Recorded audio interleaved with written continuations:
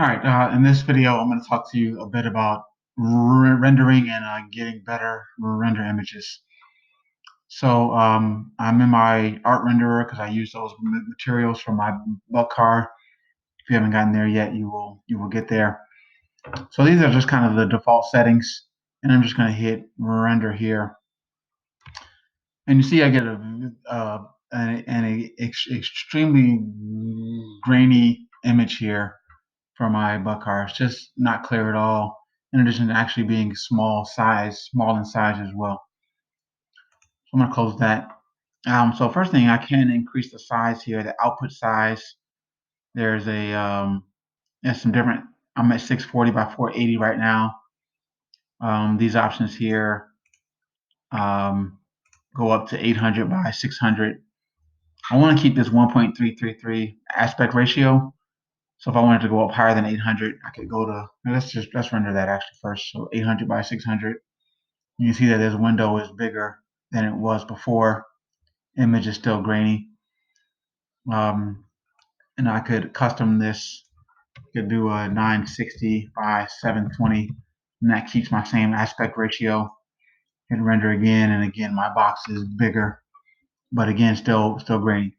So that's one thing, making it bigger, because this does still look better than the other image does, than the smaller image did. So if I go here to Art Renderer, and you'll see the render quality, I'm on draft, and it's above minimum, but it's below all these other qualities. So I can move this up. Say I move that up to high quality and hit render again. It takes it longer. Notice it takes it longer to render, but I do get a substantially better image here. So that actually fixed it quite a bit, just moving that render quality up. Another thing I can do, I'm going to move that back down. So I just want to contrast these two things to draft. And then I'm going to come down here to the, oops, I got to fix this. I moved my image. I moved my car here. I'm going to come down here to noise filtering. So I'm going to render this again in the draft version. So that makes the worst version again. And I'm going to enable noise filtering. And that's at 50% right now. So I hit render. Again, it's going to take it more time, but that should come out with a better image. And it usually shows the bar. I don't know why it's not showing it right now, but there's a bar that shows that it's still rendering. And I'm not seeing it anywhere. So that does look better than it did before. And that's still on the draft render quality, but that's just filtering the noise. I'll move that up to fully filtered. Hit render again. And again, the more of these things you put in, the bigger the filtering, the noise, the quality does make it take longer to render. But you see that looks pretty much as good as the just increasing the quality. So you see both of those increase the quality separately. So if I do fully filtered and high quality,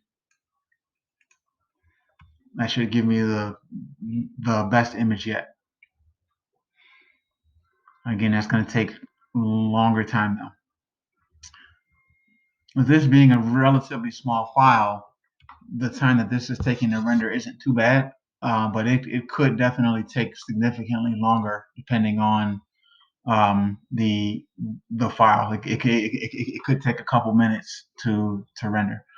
So that looks extremely sharp by comparison to my original image when I first rendered with the draft quality, the no noise rendering enabled, and the smaller size image. So once you render this image, what I'm going to want you to do is hit this Save Image button here and go to Formats, make that a PNG file, and then name the file. Actually, I'm going to want to put your initials underscore the name of the object and hit Save. Leave that on 48-bit, hit OK. And that saves that image for me. You may not be able to use this. We had some issues with people using that save button with Cameo. Your other option is if you use a snipping tool or some sort of screen capture, but screen capture this. Don't screen capture the grid image. Screen capture the rendered image, and then I can save that. I can save that snip as an image as well.